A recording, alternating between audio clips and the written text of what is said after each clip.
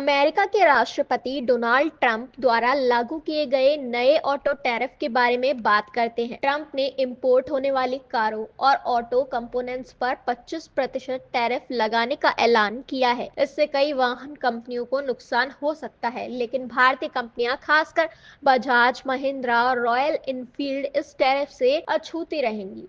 दरअसल यह टैरिफ केवल यात्री वाहनों पर लागू होगा, जिसमें सेडान, एसयूवी, क्रॉसओवर, मिनीवैन और हल्के ट्रक शामिल हैं, जबकि टू व्हीलर और ट्रैक्टर इससे बिल्कुल ही बाहर हैं।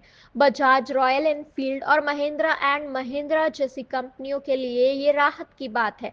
बजाज अपने केटीएम मोटरसाइकिल्स का निर्यात करती है, रॉयल एनफील्ड अपनी क्लासिक मॉडल्स भेजती है और महिंद्रा अपने ट्रकों का निर्यात करने के लिए काफी ज्यादा फेमस है। क्योंकि ये कंपनियां दो व्हीलर और ट्रैक्टर के निर्यात पर ध्यान केंद्रित करती हैं, इन पर ट्रंप टैरिफ का कोई भी असर नहीं होगा। इससे इन कंपनियों के कारोबार को कोई भी रुकावट नहीं आएगा।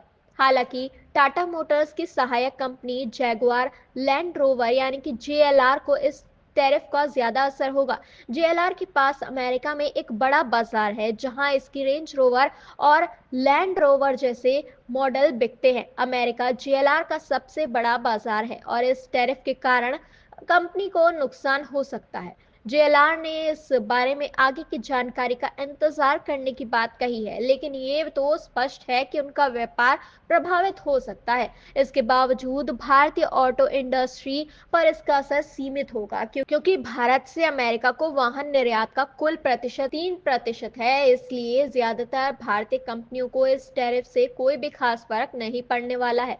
अंत में ये कहना उचित होगा कि ट्रंप के नए टैरिफ का असर केवल कुछ चुनिंदा कंपनियों तक ही सीमित रहेगा, जबकि अन्य कंपनियां इससे अछूती रहेंगी।